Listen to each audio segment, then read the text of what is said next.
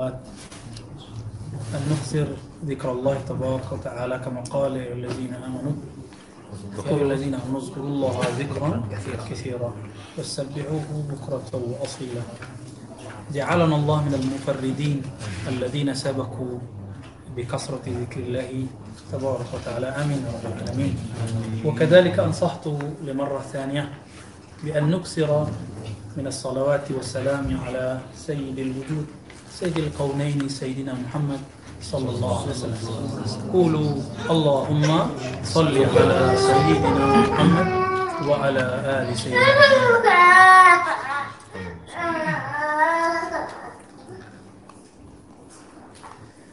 Baik teman-teman yang melakukan Allah, ini sore ini spesial nih, banyak tamu kita yang nggak disangka-sangka ya. Ada Ustadz Abid yang pemburu sanad Al-Quran. Pemburu, bukan ceritanya biasa lagi. Pemburu sudah ya. Dan kok tersesat di ribat ya. Dan juga yang lain-lain teman-teman, nggak bisa saya sebut satu persatu. Ini kata orang ahli hadis, ahlu ilmi ya, ketika mereka tahu sanadnya maka disebut mereka berkeluarga ya.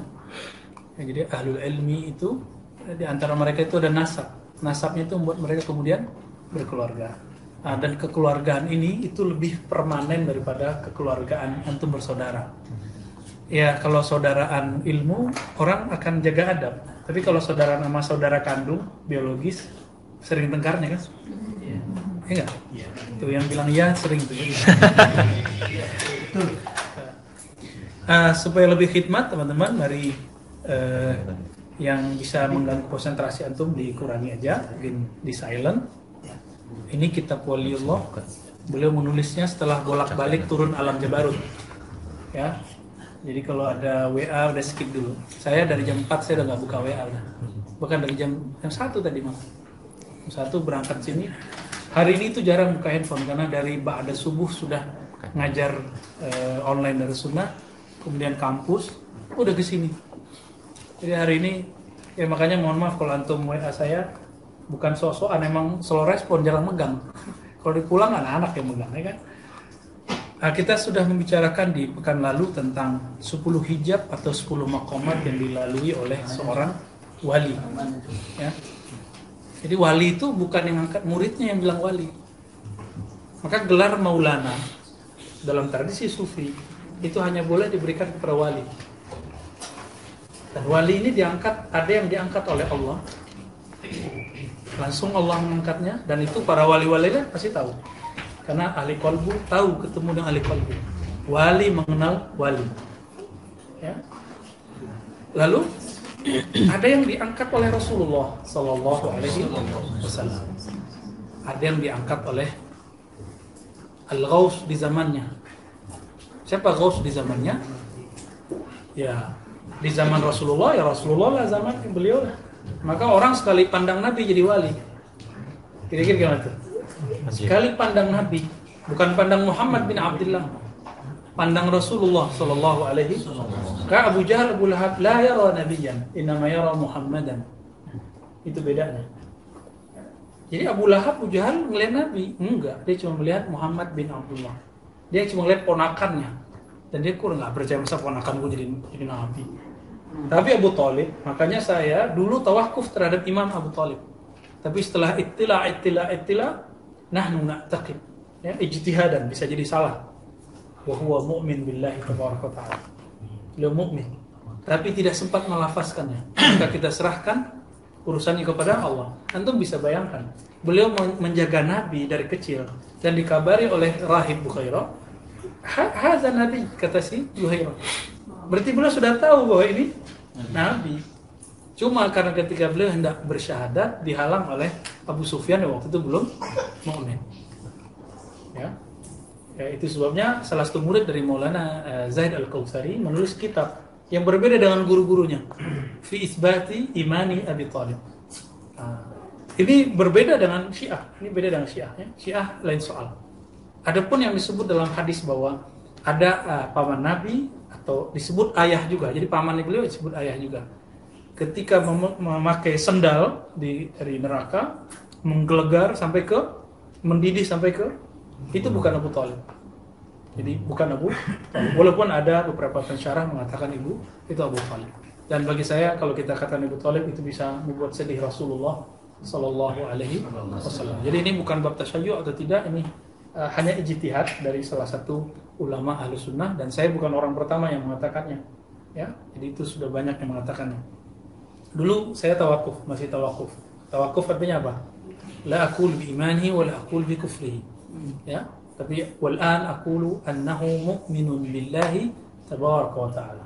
Karena iman, al-aslu fil iman tasdiq fil qalb. Itu aqidah Ahlussunnah Asy'ariyah. Ya, dan aqidah para sufi yang mu'tabar bahwa iman asalnya di sini. Ya, hanya itu yang membedakan munafik wa mukmin, wali dengan tidak wali.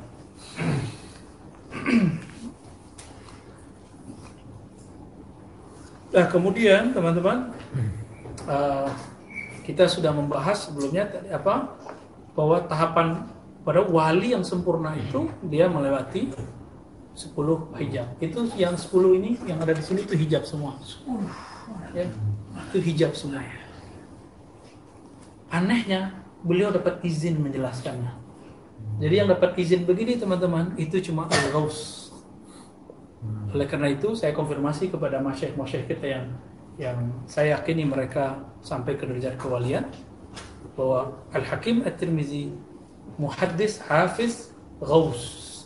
Jadi makomnya di zaman itu sudah sampai Ghaus. Jadi Ghaus itu nggak mesti Ahlul Bait, nggak mesti keturunan Rasulullah SAW. Kenapa? Karena Salman pun dikatakan Nabi Ahlul Baitina, Ahlul Bait, Ahlul Bait kami, ya, Sallallahu Alaihi Wasallam. Dan saya sudah menyebutkan di pekan lalu teman-teman, Nabi menyebut ulama itu warasatul anbiya, pewaris para nabi. Pewaris itu keluarga atau bukan? Keluarga. Maka ada keluarga rohani, ada keluarga biologis. Nah, tidak mesti orang yang keluarga biologis ini mewarisi sifat rohani Nabi. Antum lihatlah sekarang, kita mencintai semua zuriat Rasulullah. Mau mereka beraliran apa, kita cinta mereka semua. Tapi bukan berarti kita membenarkan semua afal perbuatan mereka. Sepakat? Ya, antum nggak sepakat juga nggak apa-apa. Tidak semua mereka mewarisi sifatnya Nabi Sallallahu Alaihi Wasallam. Ya, ini berapa ahwal nih kejadian dari kemarin. Enggak mewarisi sifat Nabi. Nabi santai-santai aja, dia kemudian ramai. Nah, kira-kira begitu. Maka teman-teman, walaupun begitu kita tidak boleh su'ul adab kepada zuriat Rasulullah Sallallahu Alaihi Wasallam dan keluarga rohani Nabi, itu para ulama. Nah, ini hati-hati karena dima'ul ulama masmumah, darahnya ulama itu beracun. Ini yang diartikan dalam hadis Nabi Sahih Bukhari, hadis qudsi, ya, man 'adali waliyan faqad azantuhu bil haqq. Siapa yang memerangi waliku, aku akan nyatakan perang kepadanya. Kalau Allah sudah memeranginya, maka semua penduduk langit dan bumi yang patuh kepada Allah pasti memeranginya. Hanya yang durhaka kepada Allah yang akan mengikutinya. Kalau bagi Al-Ghaus, ini beda zaman, nanti akan bisa diringkas oleh mereka. Sahabat sekali pandang Nabi jadi wali, ya kan? Tapi tidak semua sahabat kewaliannya sama. Abu Bakar beda nggak dengan perempuan yang ditanya di mana Allah itu? Beda, ya. Umar, Utsman, Ali yang disebut Ali Babul Ilmi sama nggak dengan sahabat Muawiyah? Ya beda. Tapi walaupun tidak tinggi misalnya Muawiyah dibandingkan Sayyidina Ali, apa kata Ibnu Mubarak? Debu yang ada di Muawiyah itu lebih afdol daripada diriku. Maka kita pun harus husnul adab terhadap Muawiyah. Itu sebabnya saya meragukan kewalian orang yang menjarah Muawiyah. Walaupun dia ngomong kewalian tidak tinggi. Karena kalau dia berkasyaf, dia sudah melihat bahwa Muawiyah sudah selesai masalahnya, sudah dimaafkan semua oleh Allah dan Rasulullah SAW, ya, masih berani membicarakan keburukan Muawiyah. Kita nggak sebut keburukan, kita sebut ini ijtihad yang keliru. Namanya politik, pasti ada kekeliruan. Jadi Sayyidina Ali bisa beda ijtihad dengan Muawiyah. Sayyidina Ali bisa beda dengan Sayyidatina Aisyah. Maka antum mau gimana juga maksain antara habaib aja beda politik pasti nanti. Nanti satu pesantren nanti beda politik. Coba aja lihat. Nanti ponakan sama omnya udah beda. Dan kita udah nyaksin itu dari masa ke masa. Ya. Maka jangan memaksa orang untuk sama dalam ijtihad sia-sia, kecenderungan politik. Nah, setelah kita membahas kemarin itu ya tentang makom para wali yang disebut muhaddatsin. Kita bukan bahas muhaddisin. Bahas tentang siapa? Muhaddatsin. Di bawah halaman 165 disebut wahum khassatul awliya. Mereka adalah wali-wali yang khassah. Jadi bukan wali-wali am. Kalau wali yang antum bahas selama ini itu wali yang umum. Dan lagi-lagi kita ulang, wali bukan diangkat murid. Wali nggak diangkat dengan sertifikat ijazah. Saya ijazahkan engkau jadi mursyid, belum tentu wali dia. Dia harus dibuktikan secara rohani bahwa dia diangkat oleh Allah atau Rasulullah secara rohani, ya, atau ghaus di zamannya, gitu.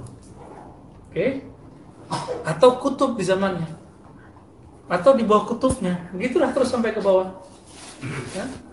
Maka kutub di atasnya ghaus, kutub di bawahnya abdal di bawahnya, terus begitu sampai kemudian wali umum. Wali umum ini antum percaya aja dengan ilmu ini, wali sudah. Wali umum, wali sughra, ya, wilayatun sughra, kewalian yang kecil. Ya minimal kita percaya dulu. Kalau nggak kebayang nih ngomong apa ini gitu ya. Ini apa ini maksudnya? Kenapa kita kasih judul 10 hijab? Coba kalimatnya nggak ada kesannya hijab. Apa yang pertama? Akul jabarut. Takwa. Ternyata jabarut itu sendiri masih hijab. Alam jabarut itu alam. Jabarut di sini masih alam. Itu masih hijab. Nanti naik lagi terus. Yang mengerti itu si Al-Ghaus itulah. Ya. Al-Ghaus itu mengerti. Oleh karena itu, PR antum yang mempersiapkan diri mentasdik, siapa tahu umur panjang ketemu dengan beliau. Berdoa. Kalau sahabat mereka rindu ketemu Nabi. Kita sekarang nggak ketemu Nabi, ya ketemu pewarisnya Nabi. Siapa itu? Al-Ghaus itu. Ya. Nah, jadi kitab ini ya manas-manasin kita lah. Ketika diceritakan, ada nggak keinginan mencintai mereka, bertemu mereka? Mungkin nggak antum nggak ketemu mereka, tapi ketemu secara rohani. Mungkin aja. Tapi masalahnya, teman-teman, ketemu di alam rohani. Mungkin antum tahu karena udah dibuka alamnya. Tapi kalau ketemu fisik, percaya nggak tak? Nah, gitu. Nah, kebanyakan wali-wali yang sekarang itu di alam rohani, sebenarnya mereka udah ketemu dengan Al-Ghaus. Udah ketemu secara rohani. Pas turun lagi, ya di bumi kan kita nggak tahu pakaiannya gimana. Apakah dia pakai serban atau enggak, kan kita nggak tahu. Dia pakai kopiah atau enggak, kita nggak tahu. Nah, disinilah ketajaman hati diuji. Maka wali-wali yang tinggi itu, yang disebut kutub, pasti tahu bahwa gurunya ini, orang ini, apapun penampilannya, bahwa dia Al-Ghaus. Jadi kalau belum tahu, ya salam. Ya, minta aja kepada Allah. Insya Allah Allah nanti hantarkan ke sana. Alhamdulillah sudah hadir juga bersama kita Buya Zul Asfi, masih muda, ya, dan pembacaannya sangat bagus. Kita dapat istifadah banyak lah dari beliau. Silakan dilanjutkan Buya Asfi. Barakallahu fiikum wa yassarallahu lakum. Ya. Terserah mau dimulai dari mana.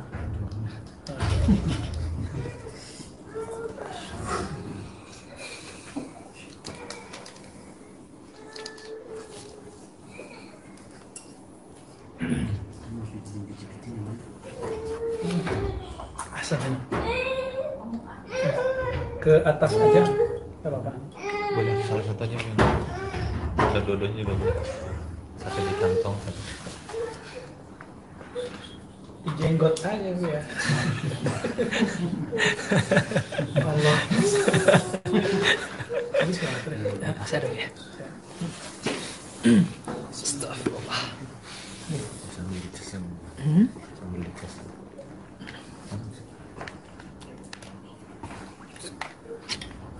Bismillahirrahmanirrahim. Alhamdulillah rabbil alamin wassalatu wassalamu ala sayyidina wa habibina Muhammadin wa ala alihi wa sahbihi ajma'in. Alhamdulillah rabbil alamin. Kita ketemu lagi pada pembacaan kitab Khatmul Awliya Imam Al-Hakim At-Tirmidzi. Tadi sudah dibuka oleh Buya Ar-Razi Hashim. Kita lanjutkan pembacaan kitab yang kita lanjut ke bab baru, Khatimul Awliya atau Khatimul Awliya.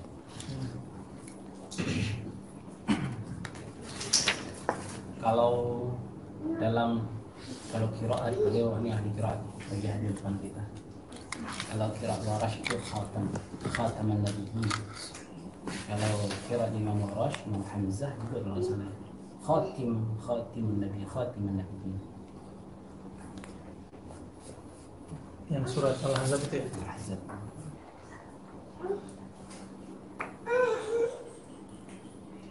Bismillahirrahmanirrahim.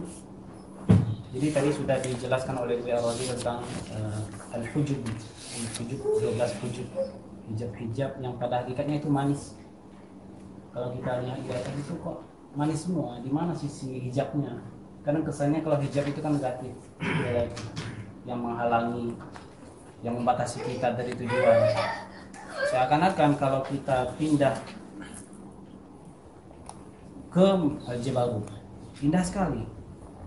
Pindah lagi ke Sultan, Al-Jalal, Al-Jamal, Al-Azamah, Al-Haibah, Al-Rahmah, apalagi Al-Baha, Al-Bahjah, Al-Fardaniyah. Kan indah semua. Indah semua. Tapi bagi mereka para aulia itu ternyata itu adalah hijab. Itu adalah hijab. Dan ini sering kita temukan dalam keseharian kita. Keindahan-keindahan yang ada dalam diri kita, keilmuan-ilmu kita yang ada di dalam diri kita seakan-akan indah, ternyata itu hijab. Nah, kalau kita luruskan niat, kita memahami bahwa ada yang lebih di atas kita, maka hijab itu sudah mulai terbuka satu persatu sesuai dengan makamnya. لو سمحت ترفع صوتك؟ لا صوت الصوت وليس مكبر.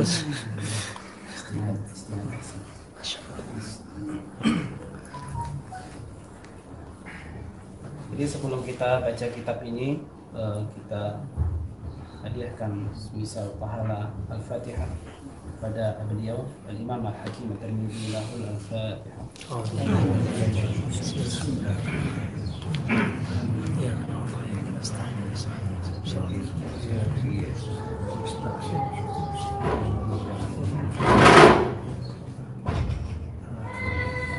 Semoga dengan Al-Fatihah ini Allah bukakan, Allah futuhkan ma'rifah sedikit demi sedikit kepada kita. Allah berikan keikhlasan dalam diri kita untuk masuk ke ribet ini, karena kita tidak tahu, tidak tahu niat orang, tapi masing-masing kita tahu niat kita yang terlintas tadi apa sebelum masuk ke sini. Kita tujuannya untuk al-baha, untuk berbangga terhadap teman kita, atau kita tujuannya untuk tes ini Buya Ar-Razi ini orangnya gimana nih? Tes dengan lihat. Yang jawab nanti bias. Jadi kita luruskannya, bersihkan hati kita, insya Allah bersih juga apa yang kita peroleh di tempat ini. Karena di sini tidak ada istilahnya nih orang baru, nih orang lama, enggak, sama aja. Oh karena orang baru sungkan-sungkan, enggak. Orang lama merasa lebih, enggak. Sama aja. Sama. Karena antara Ajam dan Arab aja Allah bilang sama. Dapatlah baina Arabi wal Ajami. Mungkin lebih takwa, apalagi kita semakin kita Ajam sama Ajam. Mungkin ada sebagian keturunan Arab, Allah. Arab Ciputat. Arab Ciputat. Iya. Arab Ciputat. Daisna ini tuh Arab Ciputat. Fadal. Bismillahirrahmanirrahim. Qala lahu qailun. Imam Al-Hakim At-Tirmidzi pernah ditanya, wasafta lana al-awliya'a wa dzakarta anna lahum sayyidan wa anna lahu khatm al-wilayati fama hadha? Syekh, Anda sudah menjelaskan apa itu awliya. Wa dzakarta anna lahum sayyidan, dan Anda pun sudah menjelaskan bahwa mereka memiliki seorang pemimpin, sayyid. Wa anna lahu khatmal wilayah, dan sayyid atau wilayah itu memiliki ada khatamnya, ada penutupnya, ada puncaknya. Fama hadza, apa maksudnya? Imam Hakim Tirmidzi menjawab, qala na'am farrid sam'aka washhad 'aqlaka fil iftiqari ila Allah ta'ala fi darki ma uridu an aqula laka la'allahu yarhamuka fayarzuquka fahma. Baik, farrik sam'ak. Nah, sebelum ini unik, adat kebiasaannya para guru sebelum menjawab pertanyaan murid itu, coba simak baik-baik ya, agar nanti penyampaian itu enggak sia-sia, enggak lepas begitu aja. Karena ketika menjelaskan si muridnya tidak memperhatikan, akhirnya abad sia-sia. Farrik sam'ak, coba dengar baik-baik. Washhad aqlak. Washhad bermakna ahdid. Ahdid kalau kita menajam pisau di asah. Menajamkan, tajamkan pikiranmu fil iftiqari ila Allah Ta'ala, dalam mengharap dan merasa butuh kepada Allah Ta'ala. Dalam hal apa? Fi darki ma uridu an aqula lak. Dalam penjelasan dalam sesuatu yang ingin saya jelaskan nanti. La'allahu yarhamuka fayarzuquka fahma. Semoga Allah menyayangi Anda dan memberikan Anda pemahaman terhadap apa yang nanti akan dijelaskan.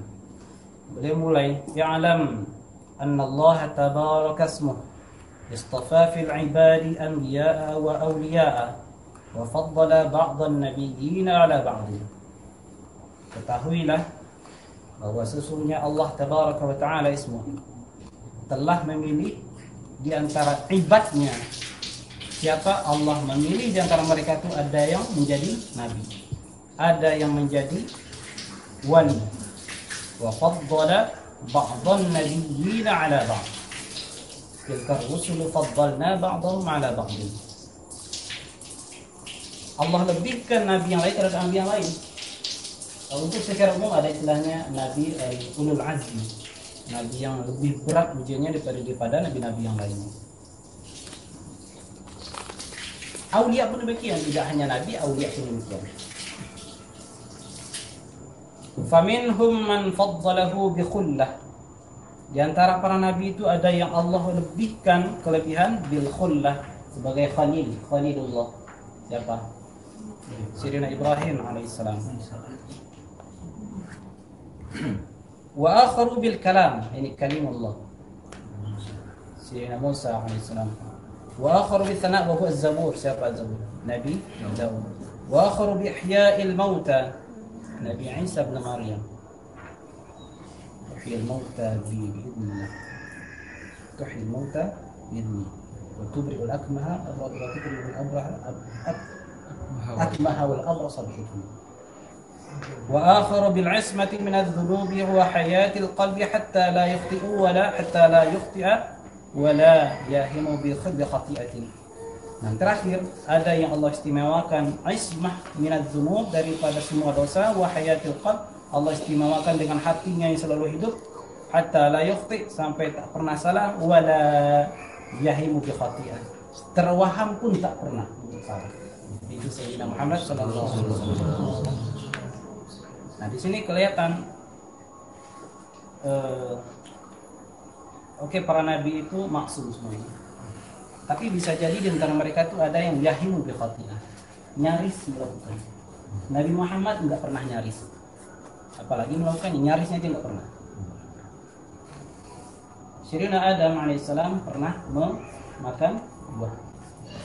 Sirina Yunus terdapat dari pendapatan mufassirin mengatakan di Al-Quran jelaskan Muhammad bihi wa hamma biha. Kalau bukan karena Rabithah dengan ayahnya, kalau bukan karena Rabithah dengan ayahnya Yakub, maka mungkin sudah masuk ke wilayah itu.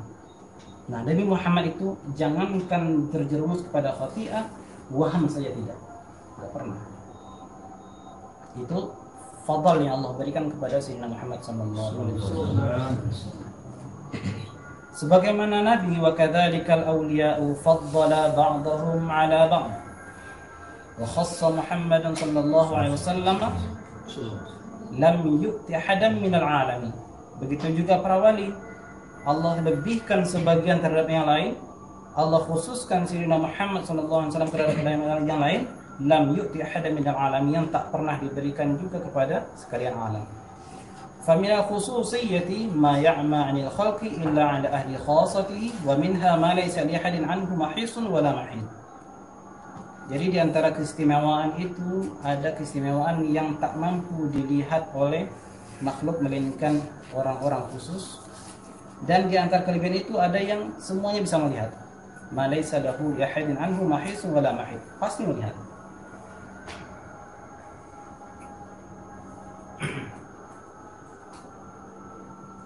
Wa kana Allah wa la syai'a fajarat dzikra wa zahara al-'ilma wa jarat al-masyi'atu fa awwal ma bada'a dzikruhu thumma zahara al-'ilma 'ilmahu thumma fil masyi'ati masyi'atahu thumma fil maqadiri huwa al-awwal thumma fil lawhi huwa al-awwal thumma fil mitsaqi huwa al-awwal thumma huwa al-awwal yawma tanshaqqu 'anhu al-ardu thumma huwa al-awwal fil khitab والأول في الوفادة والأول في الشفاعة والأول في الجوار والأول في دخول الدار والأول في الزيارة. Jadi zikrullah itu adalah yang pertama kali. Zikrullah, asma Allah pertama kali dalam terhadap semua tahapan-tahapan yang ada dalam proses dari alam ruh sampai nanti alam akhir. Fabihadza sadal anbiya. Jadi Rasulullah itu dari awal sudah Allah titipkan zikr di dalam diri. Dengan itu bihadza sadal anbiya. Bukan sadal anbiya, sadal anbiya. Anbiya maf'ul bih, sada yang fa'ilnya huwa Rasulullah. Dengan itulah Rasulullah memimpin para nabi yang lain. Tsumma khassa bima la yurfa. Kemudian dengan itu Allah istimewakan beliau dengan sesuatu yang tak mampu ditolak. Apa itu? Wa huwa khatamun nubuwah. Penutup status pangkat penutup kenabian. Wa huwa hujjatullahi azza wa jalla ala khalqi. Beliaulah hujjahnya Allah azza wa jalla terhadap semua makhluknya. Yaumal mauqif. Yaumul mauqif ini في المحشر في المحشر بين يدي البيت بعد المحشر سمي بالموقف. وحجة الله عز وجل على خلقه يوم الموقف يوم الشفاعة. فلم ينل هذا أحد من الأنبياء. Posisi mauqif ini, khatam anbiya, maqam ini tidak pernah dicapai oleh para nabi-nabi yang lain. Tidak akan pernah tercapai oleh nabi-nabi yang lain. Buktinya ketika dalam hadis sahih yang sering kita kenal bahwa ujung-ujung yang pemberi syafaat itu adalah Rasulullah SAW. Itu sudah menunjukkan sebuah makam. Kalau sementara ini kita memahami hadis itu, oh ya Nabi pemberi syafaat, itu aja. Lebih daripada itu, ternyata Nabi Adam ketika didatangi pada umat manusia beliau tidak mampu. Isyaratnya adalah Nabi Adam tidak mencapai makam itu, makam fadl itu. Datang pada nabi-nabi berikutnya, Nabi Musa kalimullah, ternyata juga tidak. Datang lagi kepada Nabi sampai kepada Nabi Isa ruhullah, tidak bisa. Akhirnya semuanya datang kepada Rasulullah SAW. Bahkan Nabi Muhammad itu juga memberi syafaat terhadap para nabi juga. Tidak hanya para umat manusia, tapi juga para anbiya. Syafi'un linnas ajma'in. Masuk di situ al-anbiya, masuk di situ an-nas al-mu'minuna min ummatihi. Jadi Khatamul Aulia, saya pernah ada ocehan sedikit dari teman waktu itu ya. Ketika di lemari pondok itu saya dulu udah punya kitab Futuhat Makkiyah Imam Ibnu Arabi. Itu di cover itu tertulis Khatamul Aulia Al-Futuhat Al-Makkiyah di Muhyiddin li Syekh Al-Akbar Khatamul Aulia Muhyiddin Ibnu Arabi. Lalu teman ini seloteh, seteman ya, bukan seakun, seteman. Ini maksudnya apa? Khatamul Aulia. Kok udah mengklaim ini penutup para wali? Udah mengklaim penutup para wali. Makanya nggak ada wali lagi setelah beliau. Kok begitu yakinnya beliau sebagai Khatamul Aulia? Kalau jawaban filologis gampang. Secara filologis, yang menulis Khatam Aulia itu bukan beliau. Dalam cover kita itu bukan mungkin beliau ngomong. Kalaupun memang beliau yang ngomong, itu bukan sesuatu hal yang muskil, bukan suatu hal yang aneh. Karena sebagaimana yang Buya Rozi sering sampaikan bahwa Khatamul Aulia pada setiap orang ketika ada pada diri orang itu tidak menafikan adanya kewalian-walian lain. Jadi khatim huwa khatim fi maqamihi. Seperti Imam dalam tradisi ilmu hadis Imam As-Suyuti, Khatimul Huffaz. Khatimul Huffaz. Apakah nggak ada lagi hafiz setelah Imam Suyuti? Ada. Sayyid Ahmad bin Siddiq Al-Ghumari, hafizul hadis. Dan dari riwayat para habaib juga Al-Habib Umar bin Hafiz. Memang ayahnya Hafiz beliau. Umar ibn Hafiz. Memang dia hafiz, kata habaib.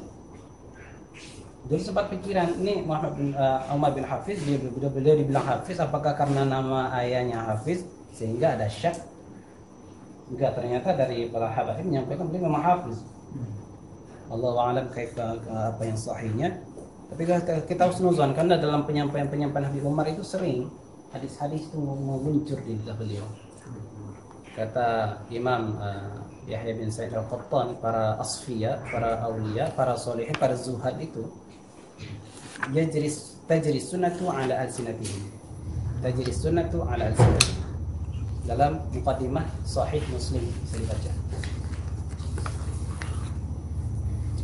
Nah, ini menarik karena tadi sempat menyinggung dengan tentang muhadditsin Khatamul Huffaz. Ini agak sedikit belok ya.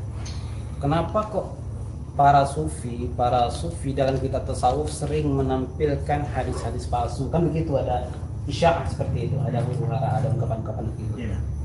Kok banyak hadis dhaif dalam kitab Ihya, dalam kitab Tanbihul Ghafilin, dalam kitab intinya kitab tasawuf.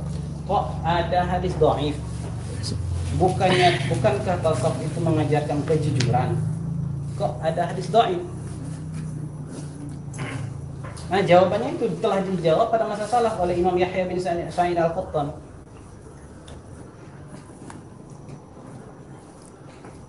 Imam Yahya bin Sa'id Al-Qattan itu mengatakan yang teks tadi, hadis itu mengalir dari lidah mereka wala yata'ammaduna dzalik. Mereka enggak menyengaja. Jadi kalau ada para zuhad yang tidak ahli hadis, bukan nuqadul hadis, bukan pengkritik hadis, itu wajar, biasa saja. Sebagaimana ada orang ahli hadis yang bukan zuhad, bisa aja. Sebagaimana ahli kalam yang bukan ahli hadis, biasa aja. Karena ini masalah keahlian, otoritas keilmuan. Tapi ada yang jami' seperti Imam As-Suyuti. Beliau sufi, beliau punya kitab. Beliau ahli hadis, punya kitab hadis. Jawami' dia wali wafat. Punya kitab tafsir Nur Mansur, punya kitab bahasa yang luar biasa. Jadi Imam Suyuti itu menjami', rajul jami', komplit. Enggak selesai dari pembahasan itu.